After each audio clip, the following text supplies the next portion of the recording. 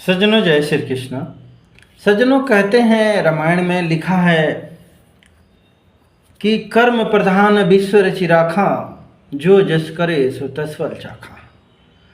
ये इस जो सिद्धांत है, जो सनातनी सिद्धांत है, आज यदि इसको गौर ध्यान से देखेंगे, सुनेंगे, समझेंगे तो वाकई समझ में आ जाएगा।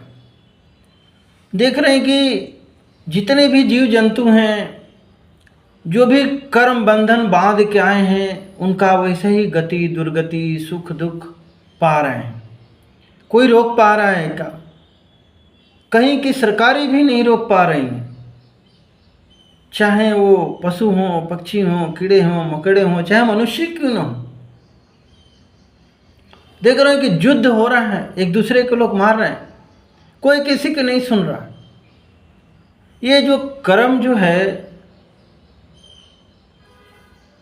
चाहे माँ बाप को ही देख लो, परिवार में ही देख लो, जिसको जो लेके आया है वो चीज़ उसको भुगतना ही पड़ रहा है।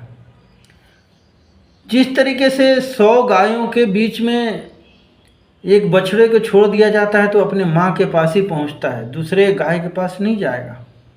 उसी तरीके से ये जो कर्म है हमारा, हम कहीं भी रहें, किसी भी देश दुनिया के कोने में हम चले जाएं, ये कर्म हमारा ढूंढते ढूंढते वहाँ पहुँच जाता है। जिस तरीके से आप कोई अपराध अमेरिका आदि में भी करके आएंगे ना, तो वहाँ की पुलिस आदि ये सब व्यवस्थाएं ढूंढ करके, तो ये सनातनी, ये परमात्मा का नियम है। इसीलिए जो भी कर्म करें सोच समझ के, इसमें कोई साथ नहीं देता है सज्जन, ये ध्यान रख लेना। यही तो कारण है, यही तो वाल्मीकि से नारद जी ने पूछा था कि ये जो तुम कर्म कर रहे हो मार काट हिंसा वाला, जरा घर वालों से पूछ के तो आओ कि वो लोग तुम्हारा साथ देंगे कि नहीं। माता पिता से पूछने गए, बोले यार तुम्हारा फर्ज बनता है, मैंने तुमको कमा के खिलाया, तुम खिलाओ। पत्नी से पूछे तो बोले तुम ब्याह के लाए हो, तुम खिलाओ, तुम्हारा धर्म है, हम तुम्हारा क्यों भोगने जाएंगे।